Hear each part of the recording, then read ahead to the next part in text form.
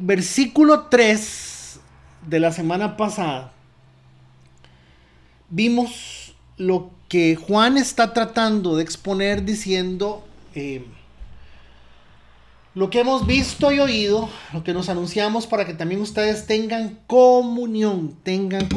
Y dijimos que la palabra comunión, hermanos, no podemos tomarla a la ligera, ni tampoco podemos seguirla viendo como algo meramente retórico, ¿verdad? Qué importante tener una comunión con el Señor. Realmente no se puede. Y lo que tenemos que entender de alguna forma, véanlo aquí. Lo que tenemos que entender de alguna forma es que la palabra comunión nos dice que una cosa es conocer a Dios.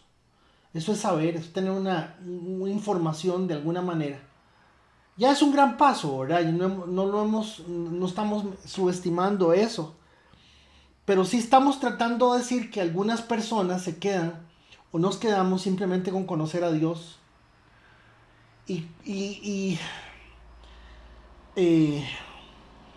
No sé si se dieron cuenta de la situación que se presentó ayer, ayer o hoy, creo que fue hoy en la mañana, hoy temprano, con el entierro de esta señora apellido, creo que es Calero. Parece ser que esta gente de este grupo, es que hasta mencionarlo es malo, por Dios. Y la señora está muerta y llevan el féretro y las cosas al entierro, a la iglesia, bueno, que llaman ellos la iglesia. Y como no pagaron no, porque no pueden, porque son gente de necesidad, no les abrieron la puerta, ¿verdad? Ni les dejaron, bueno. Y parece que hubo que hacer otra cosa, un arreglo ahí para poderlo hacer. Algo terrible. Esto es terrible, hermanos. Este tema del asunto de la plata, y de la prosperidad. Nosotros tenemos cosas bien malas, hermano, terribles. Olivo Verde dista mucho de tener 1 hora al año, 2 horas al año como iglesia delante de Dios. Yo quiero reconocer eso con ustedes. Pero por Dios, o sea, no abrirle la puerta a una persona que lleva con su familia, porque no han pagado, una miseria. Cualquier plata es una miseria. Es problemático todo esto. Y lamentablemente les estoy diciendo que al conformarnos con la idea de saber, yo puedo divagar en ese círculo de gente que se queda. ¿Me están escuchando bien? Tengo el micrófono completamente al otro lado. ¿Me están escuchando bien? Sí, señor, muy bien, claro. O sea, hay un círculo de gente que se queda divagando, ¿verdad? En ese mundo del saber y se llena la cabeza de cosas, ideas y filosofías y pensamientos religiosos que no ayudan para absolutamente nada, ¿verdad? Cuando nosotros vemos esta presentación que tenemos en la pantalla y lo que estamos analizando es que una cosa es conocer a Dios, otra cosa es la relación con Dios y otra cosa es la comunión con Dios. Cuando estamos tratando de analizar estas cosas, genuinamente lo que estamos tratando de hacer de alguna forma es haciendo una diferenciación entre el hecho de que hay una opción más, de que yo puedo irme un poco más allá. Y la gente me hace mucha gracia porque la gente siempre dice, pero es que yo estoy bien. O sea, usted está hablando, como me dijo una vez un pastor allá en la zona de Guapiles, por el lado de don David Carrillo, me dice, es que usted está hablando algo que yo ya lo sé. Y entonces, cuando uno oye este tipo de expresiones, uno dice, claro, es cierto. O sea, la verdad es que de verdad podría estar uno lloviendo sobre mojado, ¿verdad? Pero la pregunta es, compañeros de milicia, si cuentan con vos y conmigo en el cielo. Es que el problema no es lo que usted sabe o no sabe, es que si cuentan con nosotros en el cielo. O sea, somos una ficha a mover en un juego en donde, pasando una situación particular, Dios cuenta conmigo en esa situación y moviendo esa ficha. O sea, hay respuesta de Dios ante lo que está pasando. No sé si me estoy dando a entender, pero esto cuesta en algún sentido, porque algunos no somos ficha. no somos ficha, o sea, más bien estorbamos, más bien no, Dios libre, no mande a Federico Acuña, porque lo que va a hacer es un embarrazón terrible. No, déjalo ahí. A ese tipo de cosas. Entonces uno trata de que nosotros veamos esto, al menos en nuestro caso, como congregación, como comunidad, como iglesia, veamos esto para que nos hagamos siempre la pregunta, ¿qué tan efectivo soy? Qué tan, eh, qué tan, eh, no quiero usar bueno, pero digámoslo, qué tanto fruto estoy llevando en función de lo que Dios dice que tenemos que dar y hacer? Entonces, hace Comprometido. sí, lo que pasa es que comprometidos estamos todos, ¿verdad? Pero el problema es que les decía esto del asunto de la iglesia, de este grupo que hoy en la mañana, porque me llamaron a mí para preguntarme que si yo abría, por supuesto, ábranlo, lleven el féretro a la iglesia. Pero yo creo que lo resolvieron y lo hicieron ahí, no sé qué hicieron, no me llamaron más. Hablando con una persona que se congrega en esta comunidad aquí en San Ramón, le digo, ¿por qué te estás congregando ahí? Si vos no tenés plata, ni tenés... Y vos sabés que te están manipulando, y vos sabés que... y cuando evidentemente no tenía ninguna respuesta que darme, excepto el hecho de saber que llega más gente, que es muy bonito, que se sienten cosas, y entonces, definitivamente, yo me quedo pensando en que algunas personas nos quedamos en este círculo de saber.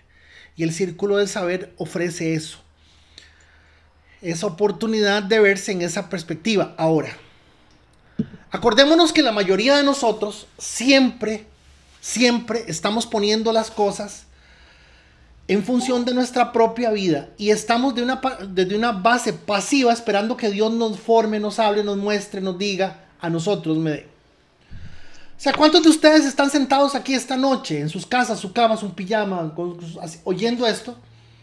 Preguntándose cómo yo puedo servirte mañana con esto, cómo yo puedo servirte mañana con esto. ¿De qué me servirá a mí esto para yo poder servir a Dios efectivamente? Esa es la pregunta que de alguna forma yo quisiera que analicemos, porque es una de las preguntas que tenemos que hacernos. Entonces hace 8 días vimos esto.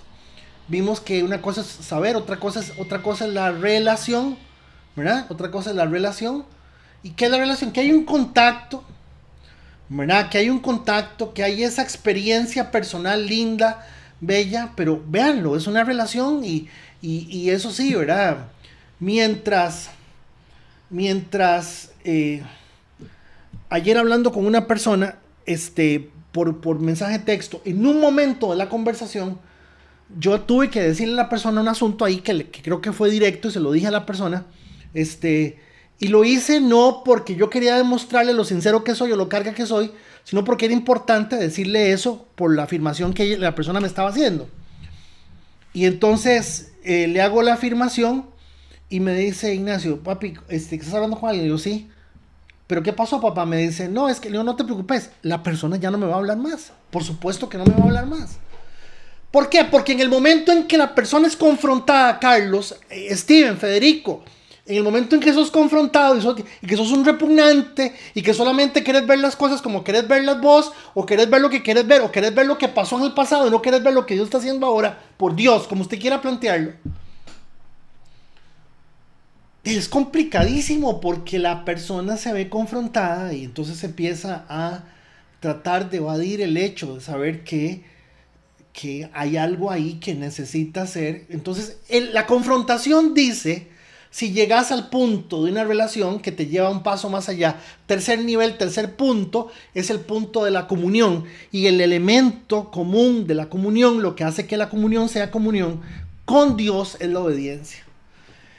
Vimos hace 8 días textos que nos llevan a analizar ese tema de la comunión con Dios y simplemente lo que nos pone en comunión con Dios es tratar de esforzarnos por ser obedientes, por lograr esa obediencia y sobre todo por lograr agradar a Dios, no por el hecho de que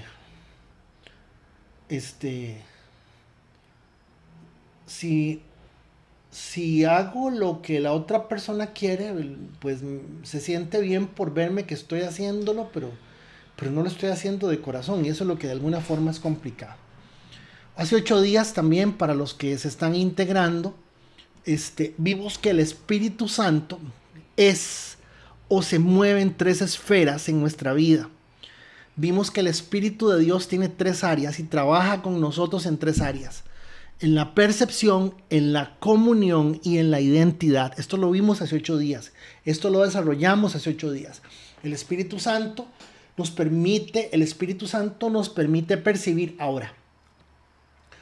La percepción del Espíritu Santo no es un estado místico, porque si fuera un estado místico, únicamente los más espirituales o los más rezadores o los más ayunadores o los más lectores, no sé qué forma de decirlo,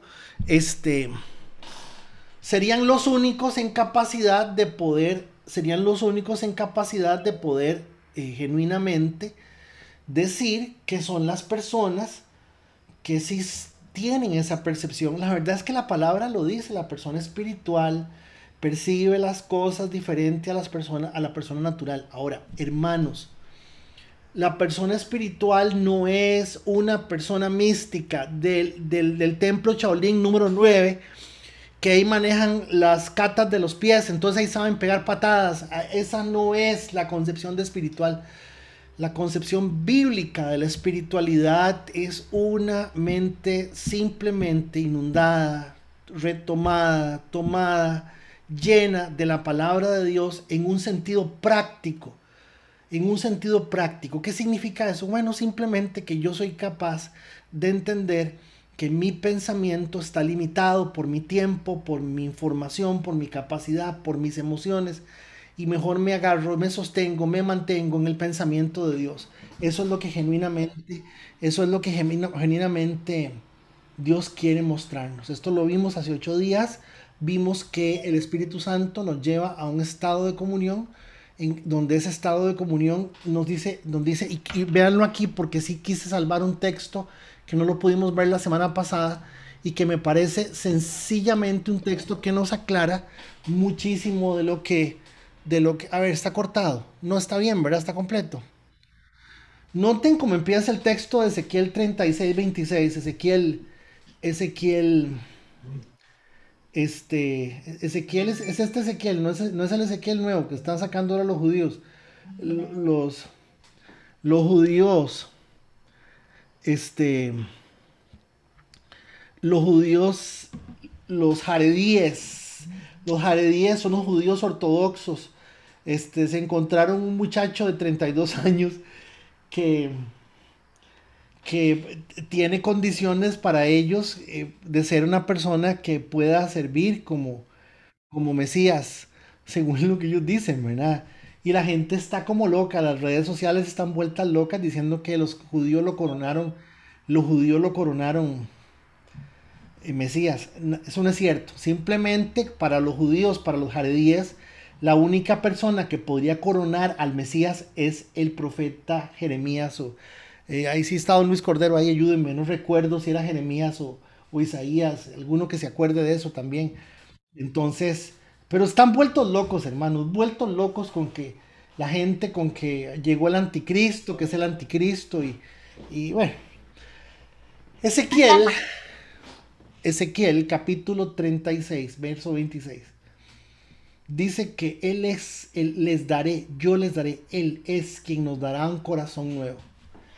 Y pondré, don Luis Cordero mencionaba la semana pasada, que pues siempre se entiende que el ser humano tiene un espíritu que está muerto, pero que tiene espíritu, ¿verdad? Les comentaba que yo tengo un pensamiento un poco más agustiniano y un poco más judío en ese sentido. Yo creo que el ser humano nace sin el espíritu. Y que cuando la palabra hace referencia, porque eso es uno de esos textos, y aquí sí habla de que le pondría un espíritu nuevo, para poner un espíritu nuevo hay que tener un espíritu viejo. Y entonces, Hay bastante discusión muy bonita, por cierto, sobre este tema, sobre esta condición tripartita, en el cual realmente la condición tripartita únicamente se alcanza en el momento de la, de la salvación, ¿verdad? Este es un análisis muy interesante y el aporte que se hizo la semana pasada planteaba don Luis Cordero que él pues ve siempre la palabra enfocando al hombre con un espíritu, aunque está muerto, es espíritu. Y noten que dice, les daré un corazón nuevo y pondré un espíritu nuevo dentro de ustedes. Quitaré de ustedes el corazón de piedra y les daré un corazón de carne. Entonces siempre estas cosas, la pregunta es si esto se está cumpliendo, esto es así. Dice 36:27, pondré dentro de ustedes mi espíritu y haré que anden en mis estatutos. O sea, la condición de comunión únicamente se expresa en tanto se dé la obediencia. Dentro de ustedes mi espíritu y haré que andemos en mis estatutos y que guardemos mis preceptos y los pongamos por obra. Esto es algo realmente muy lindo porque aquí dice algo, hermanos, que si le ponemos atención es un asunto, ¿cómo lo digo?, delicado. Aquí no dice que cualquier persona puede seguir a Dios. Aquí dice lo contrario. Aquí dice que solamente a quien Dios le ha dado un corazón nuevo, un espíritu nuevo, y le ha quitado el corazón de piedra, y le ha puesto un corazón de carne, perdón, dice, pondré dentro de ustedes mi espíritu. Noten que el versículo 27 está totalmente supeditado a que pase lo que dice el versículo 26. ¿Sí lo están viendo? O sea, noten que dice, pondré dentro de ustedes mi espíritu y haré que andemos en mis estatutos y que guardemos mis preceptos. Ahora, esto es todavía, vamos a un segundo nivel. Esto no está hablando de una nueva forma de aprender y es ahí, opa, se fue la luz. Opa. Hola, ¿están ahí Señor, todavía? estamos aquí, sí, y vos estás en línea todavía. Sí, hubo un corte, pero no, estás todavía en línea. Uy. Hermanos, estamos en un segundo nivel y el segundo nivel dice que si es Dios quien va a poner dentro de nosotros su corazón, su espíritu, para que nosotros andemos, eso va a ser algo como lo que naturalmente en nosotros se produce, el acto en sí mismo de la vida, la experiencia de conocer las cosas. Ojo con esto. Notemos que el texto lo que está diciendo es que Dios en nosotros produce lo que Dios quiere que Él vea en nosotros y nosotros vivamos lo de Él. Es que la religión enseña otra cosa. La religión enseña, por lo menos a mí se me fue el internet, todavía estoy conectado.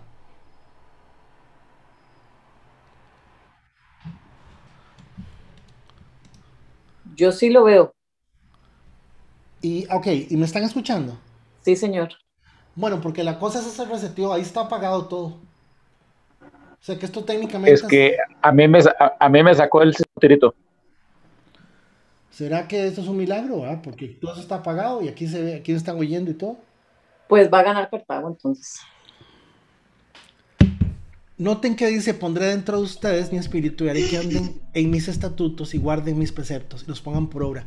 Lo segundo no es consecuencia de un nuevo aprendizaje, no, es consecuencia del proceso de Dios en cada uno de nosotros.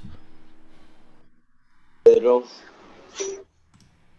Y eso es lo que de alguna forma cuesta entender. Caemos hoy en el 5 y en el 5 dice así, este es el mensaje que hemos oído de él. 3 veces en el libro de Juan, 3 veces en el libro de Juan, Juan hace esta expresión, este es el mensaje que hemos oído de él. Y les anunciamos, Dios es luz y no hay ningunas tinieblas en él. Verso 6. Si decimos que tenemos comunión con Él y andamos en tinieblas, mentimos y no practicamos la verdad. Lógicamente, vemos el texto primero, ¿verdad? Y noten el énfasis que dice Juan. Este es el mensaje que hemos oído de él. Esto no es un asunto que yo lo estoy diciendo por decirlo, ni es un invento de ninguna religión, ni es un invento filosófico. Acordémonos, hermanos, que Juan está luchando con una corriente filosófica muy complicada en el año 90 después de Cristo. La corriente filosófica enseñaba que usted podía hacer lo que fuera con el cuerpo porque lo único que importaba era el espíritu, y lo único importante era el espíritu. No tenía ningún valor en sí mismo el cuerpo. Y la esencia de por qué Juan trata de hacer un énfasis sobre esto tiene que ver con la posición gnóstica. ¿Qué es una posición gnóstica? Vean, el gnosticismo, que por cierto, aquí en San Ramón hay un centro gnóstico, ¿verdad? El gnosticismo es, vean, el gnosticismo es el montón de cosas que la gente se mete en la cabeza. Por ejemplo, siéntanse en libertad de diferir conmigo, por favor, siéntanse en toda libertad. ¿Qué es gnosticismo? Llegar y seguir diciendo que la sangre de Cristo te cubre en el viaje, que la sangre de Cristo, eso es gnosticismo. ¿Por qué es gnosticismo? Porque esencialmente la propuesta gnóstica está en el conocimiento. Nomos es información, es conocimiento. Y entonces se basa para poder conocer a Dios, hay que tener un profundo conocimiento de Dios. Y cuando ahí me mandaron toda la colección de los libros de Peter Wagner, ¿verdad? Y yo quién sabe cuándo, en qué momento, pero sirven porque tienen muchas cosas que la gente cree que son muy complicadas. ¿Quién es Peter Wagner? Peter Wagner es un hombre que es el que ha enseñado a la iglesia mucho sobre la demoniología. Y entonces él es el que habla de la ventana 2040, de los espíritus territoriales, de que usted tiene la capacidad de poder reprender el demonio, reprender a los demonios, que usted tiene autoridad, que hay diferentes niveles, que dependiendo del nivel de cómo usted esté, no es lo mismo orar 10 minutos que orar 2 horas, no es lo mismo ayunar una semana que llorar 6 meses, no es lo mismo. Y este amigo se escribió varios materiales que son hasta la fecha el compendio por excelencia de la guerra espiritual en ese sentido. Entonces la gente cree en esas cosas. La gente cree que el diablo le habla al oído. Entonces, cuando pasó el huilón, ¿verdad? Y el diablo me dijo, uy, vea qué barba. Y, uy, es el Satanás. No, ningún Satanás. O sea, eso es gnosticismo. Creer, tener una información y un conocimiento más allá del conocimiento de la palabra y creer que ese conocimiento es profundo. Juan está luchando con esa corriente terrible, y súmele que existe otra corriente también. Y la primera corriente decía que el espíritu es lo importante, que el cuerpo no valía nada. La siguiente corriente decía que uno tiene que tener un profundo conocimiento de Dios, pero claro, el profundo conocimiento de Dios está basado en cosas bien raras. Y la tercera corriente con la que Juan estaba luchando en ese momento era una corriente terrible que se llamaba agnosticismo. ¿Y quiénes son los agnósticos? Los agnósticos son la gente que dice que no conocen a Dios, que no lo pueden conocer, que nadie puede conocer a Dios porque no tiene la suficiente información y no se puede, y así no es. Y un poquito también se refleja mucho agnosticismo hoy porque la gente se queda en una posición agnóstica. en donde, ¿qué versículo sabe usted? Porque de tal manera amó Dios al mundo, el Señor es mi pastor, nada me faltará, Padre nuestro que estás en el cielo. O sea, gente, hello. Entonces, noten que del 5 al 6, este es el mensaje que hemos oído de él y les anunciamos. Dios es luz y no hay ninguna tiniebla en él, ninguna. No hay nada extraño en el Señor, no hay nada oculto, raro, extraño, complicado. 6. Si decimos que tenemos comunión con él y andamos en tinieblas, mentimos y no practicamos la verdad. Sobre este tema, sobre este mismo tema, Juan dedica casi 3 versículos. Entonces, ¿qué es lo importante? Tal vez no decir qué es lo importante. Esto del siempre de estudiar el texto verso por verso no significa sacar lo importante del texto, sino pues encontrar en el texto qué aplicación y qué es lo que el Señor nos quiere mostrar. El énfasis de Juan es: la gente va a preferir siempre lo oculto, lo raro, lo misterioso, lo complicado, lo difícil. Por naturaleza la gente va a preferir más lo oculto que la luz. Siempre, siempre, siempre. Todos somos así. Les decía hace 15 días, acuérdense, cuando vean ustedes cosas, es un dicho, pero me gusta porque de alguna forma refleja que uno no puede confiar. Lo bueno que ustedes vean en mí es de Dios y lo malo que ustedes vean de mí es Federico. Punto. Esa es la realidad de todos los seres humanos.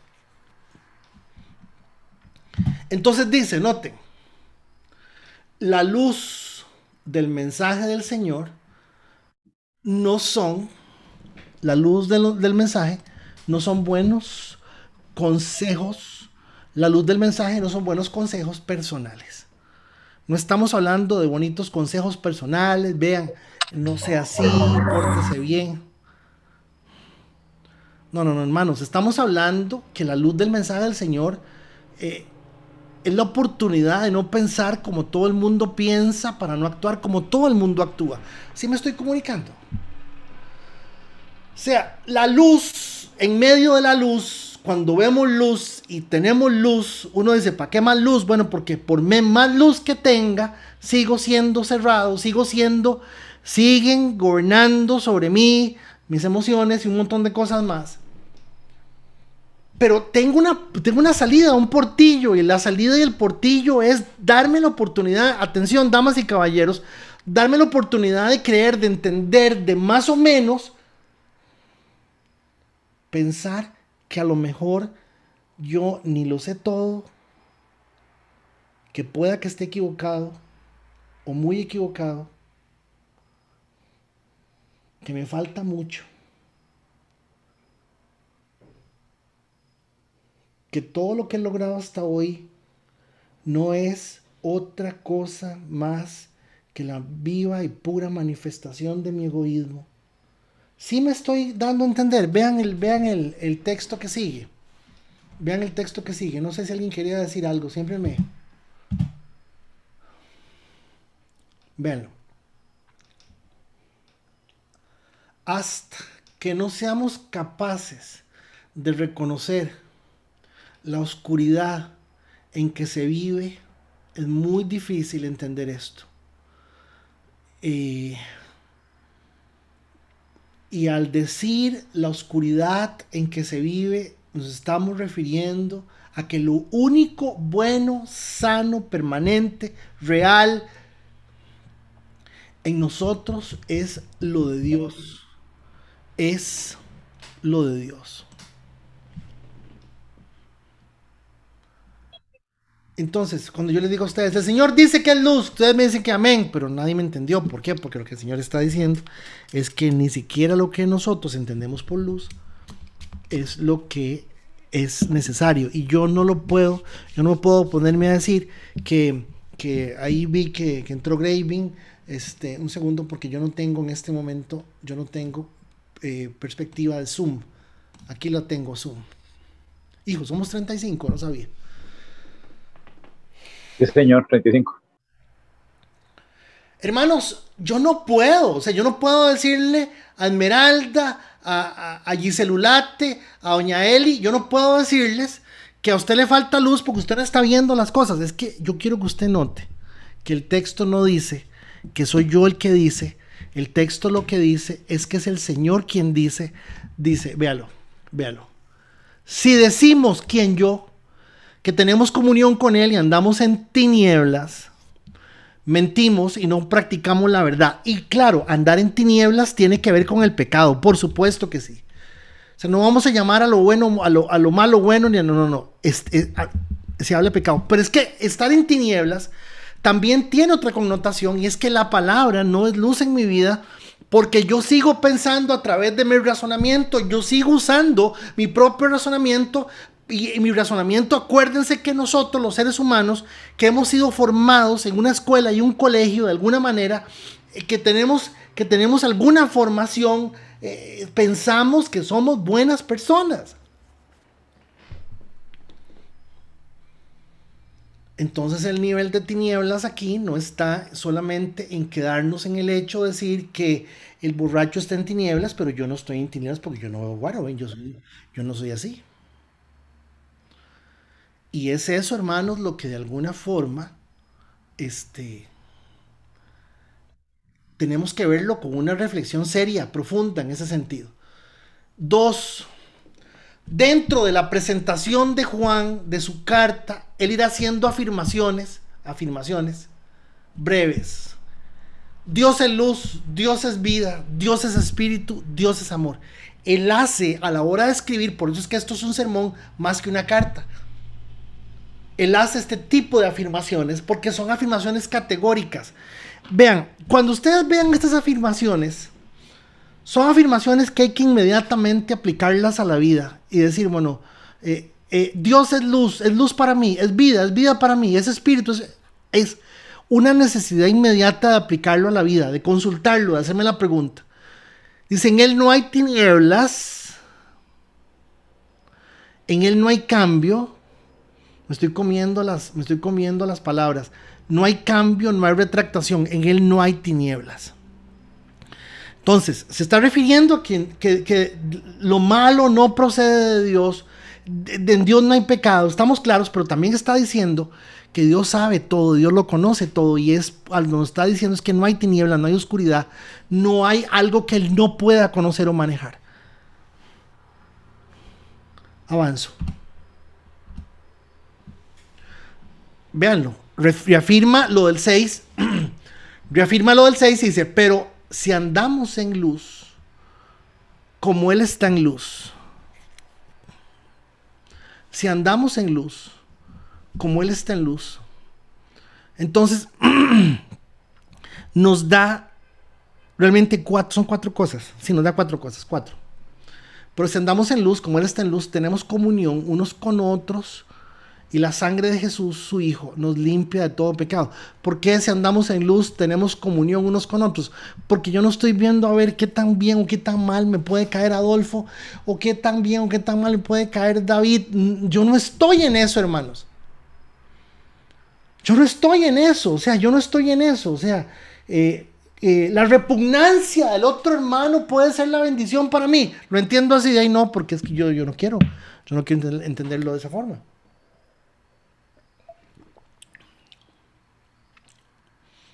Entonces dice, pero si andamos en la luz, como Él está en luz, tenemos comunión unos con otros.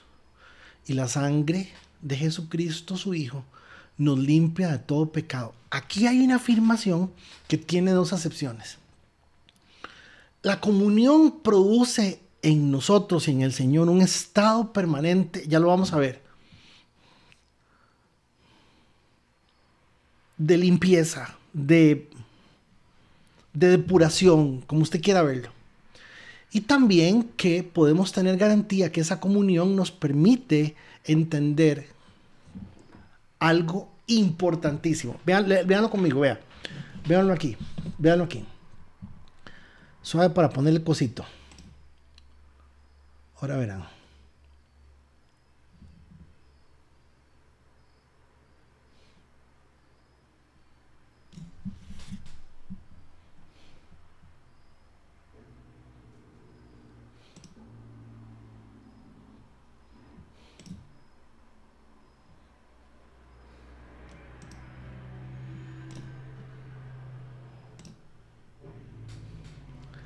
Bien interesante. Ay, me fui para atrás.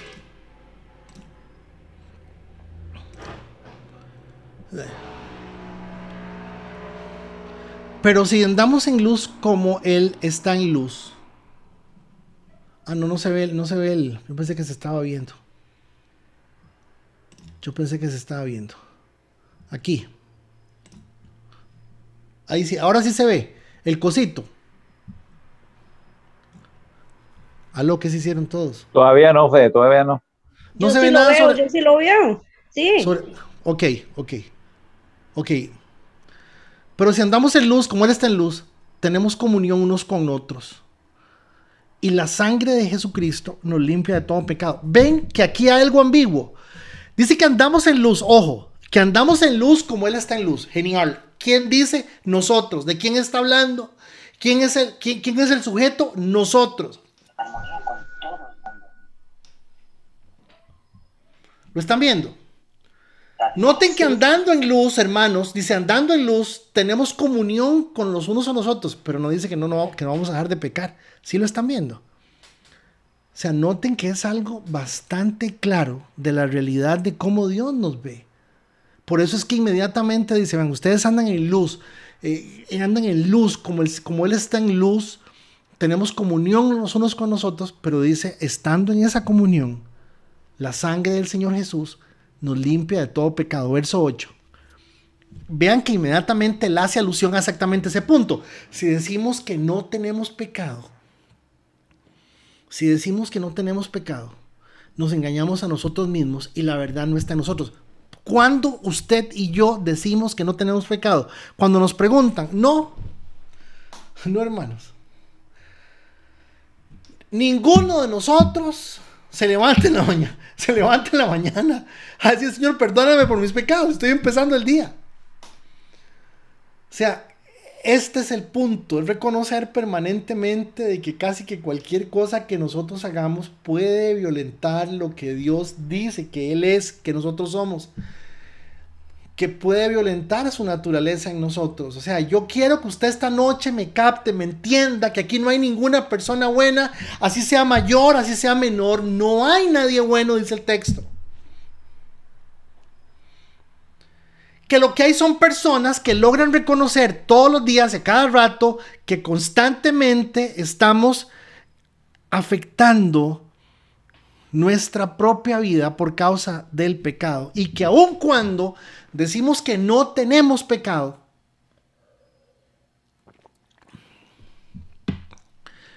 me llama la atención muchísimo esto. Si decimos que no tenemos pecado, nos engañamos a nosotros mismos y la verdad no está en nosotros. ¿Qué produce la luz en nosotros? Luz.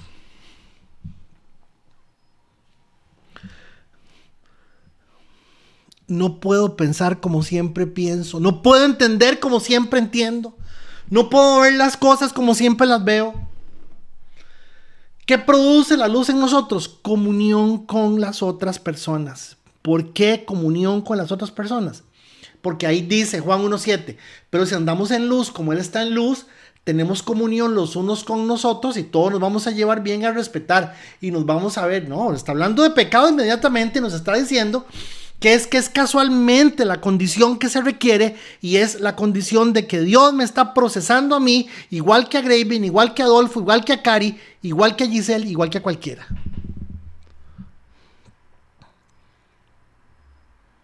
El Señor odia y detesta el orgullo, gente. La soberbia. Y hay 1000 maneras de ser orgullosos y soberbios. 1000 maneras. 1000 maneras. Entonces aquí hay una prueba. ¿Cómo yo sé que no estoy siendo orgulloso y altanero? Bueno, porque tengo esta comunión con los hermanos. Dice la palabra algo muy interesante, que inmediatamente esta comunión está en funcionamiento, hay una activación, dijo don Guillermo Maldonado, hay una activación permanente de misericordia sobre mi vida. Pero ¿saben qué es lo más valioso de esto y lo más bello y lo más real? es que caminamos en una realidad de la humildad donde entendemos que nosotros mismos estamos en una desventaja. Una de las cosas más graves que se le ha hecho creer a la gente hoy es que son superhéroes, son personas que ya porque dejaron de beber guaro, dejaron de fumar o dejaron de hacer, dejaron, están bien.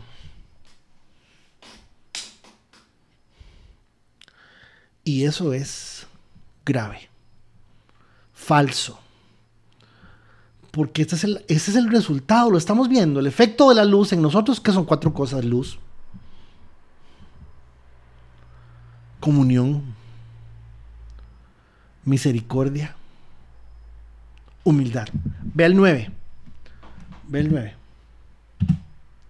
Ve el 9. Esto es una joya. Si confesamos nuestros pecados, y aquí es, a ver, ubiquémonos. Si confesamos nuestros pecados, Él es fiel y justo para perdonar nuestros pecados y limpiarnos de toda maldad. A ver, ¿qué están viendo? Yo quiero que pensemos un poquito en este texto, porque ahí hay algo que es impresionante. ¿Qué están viendo, hermanos? A ver, si confesamos nuestros pecados, Él es fiel y justo para perdonar nuestros pecados y limpiarnos de toda maldad. A ver, ¿qué están viendo, damas y caballeros? Que somos malos. Hermanos, ¿qué están viendo ahí? A ver, lo voy a leer despacio para que vean qué cosa más bella es esto. Si confesamos nuestros pecados, Él es fiel y justo para perdonar nuestros pecados y limpiarnos de toda maldad. Ahora, el 6, el 7 y el 8 tenemos que verlo en función de de esa realidad ante el resto de la gente. Sí, pero hay algo en el 9 que no calza ahí, no tiene nada que ver. Vean, dice así: si confesamos nuestros pecados, una pregunta, un pecado que se confiesa, ¿es algo bueno o es algo malo? ¿Es buena la confesión, pero el pecado existe, sí o no? ¿Cierto? Claro, si confesamos nuestros pecados, ok, ahí hay algo muy bueno, y es que estoy reconociendo que sí pequé, listo. ¿Qué es lo bueno? La confesión, perfecto, ahí dice si lo confesamos. De hecho es condicional, ese sí es un sí condicional. ¿Lo están viendo? Si confesamos los pecados, dice que Dios es fiel, número 1. Ojo, yo estoy confesando algo malo que yo hice, y con lo que me estoy encontrando, hermanos, es inmediatamente con la fidelidad de Dios. Dios me va a perdonar, es cierto, Dios me va a escuchar. Esa fidelidad, Dios me escucha, Dios me perdona. Esa fidelidad es Dios me procesa, me lleva hacia la santidad. Ese fiel es importantísimo. Pero dice justo para perdonar. ¿De dónde sale ese justo, hermanos? ¿Cómo justo si yo estoy confesando que yo actué mal, que lo que hice fue mal? Ya es un momento. Vean, la palabra justo aquí no va. No va.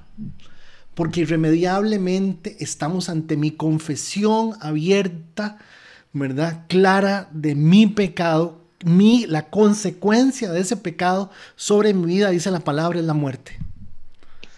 Pero dice aquí que no solamente nos encontramos a Dios fiel, sino justo para perdonar nuestros pecados y limpiarnos de toda maldad. Primera razón, no todo aquello que confesamos es el pecado que Dios nos toma en cuenta. Punto 1. Punto 2. No necesariamente todo pecado que estemos confesando necesariamente lo es. No necesariamente. Número 3, y ya lo vamos a ver aquí. Número 3. En la justicia soberana, suprema, la justicia de Dios, que es lo que me parece a mí bellísimo. Bellísimo. ¿Qué tiene Dios que ser justo conmigo si yo estoy confesando un pecado? O sea, ¿hasta qué punto usted y yo no hemos entendido que la confesión de un pecado es una necesidad y una práctica en nosotros, los hijos de Dios, para poder entender la maravilla y la belleza y la grandeza de este Dios al cual amamos y al cual servimos. Porque lamentablemente usted y yo nos sentimos buenos y creemos que somos buenos, pero no estamos viendo genuinamente, no estamos viendo, no estamos entendiendo, no estamos analizando que este Dios justo nos lleva en una realidad donde nos enseña sobre nuestra propia vida, sobre lo que hay. Dios no necesita ser justo para que yo me dé cuenta que es un pecador. Dios es justo. Y esa justicia sobre mi vida me va a llevar a formarme, a que yo entienda más las cosas en función de la realidad que estoy viviendo. Esa palabra justo ahí. Y, bueno, es que hay duda, ¿me entienden? Es que hay duda de mi pecado. Tengo duda. Tengo duda. O sea, por favor, seamos más serios. Tengo duda de mi pecado. Entonces presento mi pecado delante de Dios para que Dios me juzgue con justicia. No. No. Es su infinita misericordia de justicia. Dice, justo para perdonar.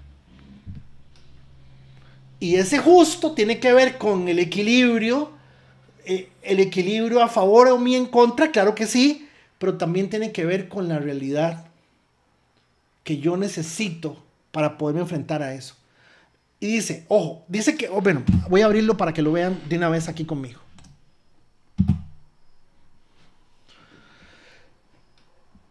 Cuidado con esto. Tengan criterio para leer esto. Aquí dice confesar pecados. Confesar pecados no es enlistar pecados. Confesar pecados es estar de acuerdo con Dios en que yo le estoy fallando a Dios. Una pregunta, ¿cuál pecado que cometemos Dios no lo conoce? El problema, hermanos, es que no lo hacemos. El problema es que usted, por favor, véame. Usted y yo pensamos que somos buenos, que yo no necesito confesar pecado, yo no me someto a la justicia de Dios, yo no me someto a la misericordia de Dios, pero yo sí quiero la bendición de Dios y yo sí quiero la plata y la salud y los huilas bien cachetones y alentados y el giro el 15. Pero noten que confesar pecados me gustó muchísimo. Me encontré estoy estudiando junto con dos materiales más, estoy estudiando un comentario bíblico de Calvino. Perdón, de Calvino no, de Martín Lutero. Me parece fascinante porque él dice, ¿qué le vamos a decir nosotros a Dios si Dios ya supo cómo íbamos a estar nosotros ante lo que hemos hecho? Entonces yo quiero que ustedes vean, número 1, confesar pecados no es enlistar acciones. Confesar pecados es reconocerle a Dios que Él tiene razón, de que nosotros somos pecadores, vamos a estar pecando siempre y que necesitamos de su justicia y su misericordia, porque hay cosas de nosotros que nosotros no conocemos de nosotros y son terriblemente, absolutamente ofensivas para Él. Gracias a Dios por las cosas que de alguna forma reconocemos. Gracias a Dios que nos aplica la justicia sobre su misericordia o en su misericordia. Porque si por pedir perdón por algo, como dice Ignacio, le dijo, mi amor, o sea, ayer se levantó, eran las 11 de la mañana y el amigo estaba dormido. No puede ser. Le digo, papá, lo siento mucho, estás castigado. ¿Cómo te vas a levantar a las 11 de la mañana? Papi, pero yo, dice, es la segunda vez en un mes que me levanto a las 11 de la mañana. Y me dice, además, dice, yo me levanté a las 8:30, pero salí del cuarto hasta las 11. O sea, esa justificación, nada que ver, o sea. Vean. Notemos que una cosa es el perdón y otra cosa es la limpieza de la maldad. Y como buen predicador pentecostal, yo diría, hermanos, que algunos nos perdonan, pero no nos limpian la maldad. para decirlo así bien bonito, lo que pasa es que la promesa es permanente.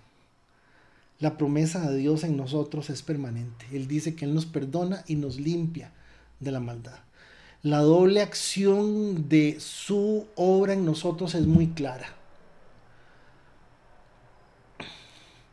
Tiene que hacernos vivir en una condición de humildad, en una condición de ubicación. Y no es un asunto, fíjense que no es un asunto moral, es un asunto en donde ignorar la palabra es en sí mismo pecado. Y Él lo está diciendo, si decimos que no hemos pecado, le hacemos a Él mentiroso y su palabra no está en nosotros.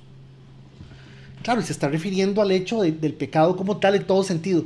Pero yo quisiera que usted me entienda que cuando yo estoy hablando de pecado, yo no me estoy enfocando simplemente en una realidad moral. Me estoy enfocando en todo lo que podríamos usar y decir que es pecado en mi vida, pero también en todo lo que la palabra de alguna forma dice que no estamos haciendo para agradar a Dios. Y ojalá esto me lo entiendan, porque esto es lo que más nos cuesta entender. Entonces ahí les dejo de tarea ese análisis de si confesamos nuestros pecados. Perfecto, ahí está claro. Ponga mi pecado delante de Dios. Dice que Él es fiel y justo. ¿Cómo justo? Steven, vos sos abogado. Si yo me paro en el estrado y le digo al juez, soy culpable, ¿qué hace el juez, Steven? Confesión de parte, relevo de prueba. ¿Hay o no hay juicio? Bueno, te digo, confesión de parte, relevo de prueba, ya no es necesario ninguna otra, porque si la persona reconoce que cometió el delito, bueno, siempre se hace la audiencia, pero si el inculpado reconoce expresamente ante la autoridad de que fue él, y además de eso, las demás pruebas lo incriminan, comprobado el hecho. Ese justo de ahí, bueno, he llorado, me sacó lágrimas. O sea, justo. ¿Por qué justo? Si le estoy diciendo, sí, Señor, aquí está la listica, aquí está mi confesión pública, abierta. Bueno, pública lo dice uno en el sentido de lo que está tratando de decir. Pero hermanos, es clave, este detalle es clave. No quiero atrasarlos más.